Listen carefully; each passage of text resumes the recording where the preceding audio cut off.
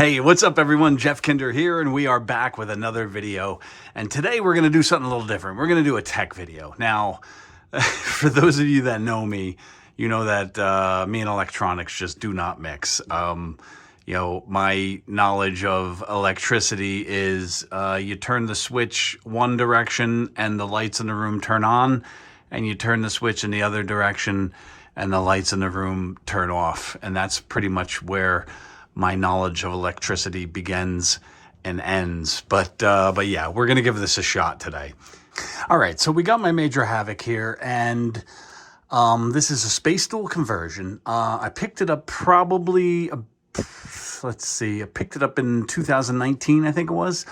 It had been converted to a World Series baseball, and so I got the cabinet, gutted everything out of it, and I started to acquire all the pieces needed to make this into a Major Havoc. I had to get a space dual wiring harness because that's what it was originally. I got the Major Havoc board, I got the power brick, the AR2, I had to get a control panel, the marquee, and I also got the This Old Games custom art package for the space dual cabinet, which is just tremendous. I'm really happy with how the cabinet turned out. But once I got it together and I started playing the game, I immediately noticed there was an issue. It just seemed like Major Havoc himself was not moving fast enough. You had to really crank the knob to get any kind of movement out of the character, and still at that point it was still too slow. Something just wasn't right.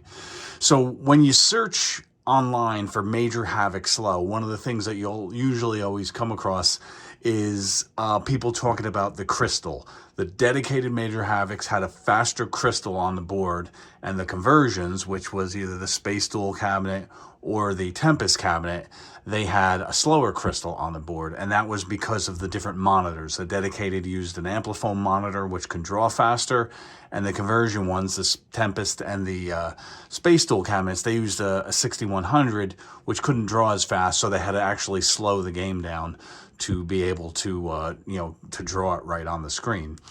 But that is not the problem. This was something where the game just plays fine, but the character was just moving slow. So it was one of those things where it's like, oh yeah, I'll get to that. And I just kept putting it off. And here it is years later, and the game was still, not functioning right. So a couple days ago, I just said, I'm gonna work on this, and I'm gonna figure out what this problem is. So I started searching, and I found somebody on Clove talking about the exact problem that I was having, where Major Havoc was moving slow. And then somebody else replied to him with a link to a bulletin from Atari from 1984 that talked about this exact problem: Major Havoc slow. The character moves slow, and the problem was the board itself was missing a specific resistor. So I think that's my problem. So what we're going to do right now is I'm going to shut the game off, pull the board out, we'll bring it over to my bench, and we will look at the board, see if it's missing this resistor. We'll look at that bulletin, see what we got to put in, and we'll see if we can get this game working the way it should. Okay, I'm over at my computer right now, and I have the bulletin called up. Here it is right here, Atari, May 18th, 1984. And it says, Major Havoc kits, all kits, Tempest, Space Dual, Gravatar, and Black Widow. Resistor R186, a 1K ohm quarter watt, is missing on some Revision B kit boards. It is located near the Leda chip at location 12N underneath the Quad Pokey adapter board on the main logic board. And here's the important part. The symptom, if the resistor is not loaded, is very slow movement of Major Havoc by the whirligig. The added resistor doubles the response. And then it goes on to talk about some other modifications that my board does have. So when I read this is exactly the problem that I'm having.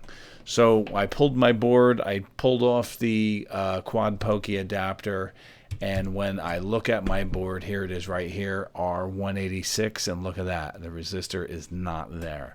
So I'm pretty confident that that will fix my problem if I put a resistor in there, what they call for. So I'm going to do that right now, and we'll see what we got. Okay, so we're back, and like I mentioned before, I am not good when it comes to electronics. So I was struggling trying to get that solder desoldered from those pads. For the life of me, I just couldn't get enough of it out to get the new resistor in. So I figured before I damage this $1,200 board set, let me go find somebody that can do it properly without damaging anything. So I went to see my buddy Billy from Billy's Midway. He's got an arcade here in town, and he was able to get the solder out. Basically, adding flux and adding more solder, and then the solder came out. And I should have known that, but I didn't. So let's look. Here's a picture here. So now I have it here. We had the resistor in. So I am going to put this back together and put it back in the cabinet and see what we got. Okay, so I got the board back in the cabinet, and I'm just going to go around back here and turn it on and see what we got. So we'll let the monitor warm up a little bit here, and hopefully hopefully putting in that missing resistor does the trick. So let's see what we got. I'm going to point it up here, and we'll see what we got. I could be able to tell right away if there's a problem. Oh yeah, I could tell just the way the breakout controller is working. Oh my God, this is so much better. This is this definitely fixed the problem. This was it right here. Oh yeah, see, you couldn't move the ship the way you were moving, the way I'm moving it right now. Definitely. And I died too. Boy, that was a terrible, terrible death. I'm better at the game than this, I can tell you. But yeah, this definitely fixed the problem. I could tell. Oh man, this is so great. I'm so excited now. Oh my God, yeah. Huge difference. There's no way when you really whip that controller around and he just kind of goes super fast like that. Oh my God, that is awesome. I am totally floored now that this is working properly. So this is great. So yeah, so all it was that whole time was just missing that one resistor, which is just totally crazy. So I'm totally excited. This is great. Now the only thing that's left is to start playing this a little more and put some scores. Try to beat that top score that's on this machine, which looks like it's impossible to beat. But all right, well, so yeah, this was a short video.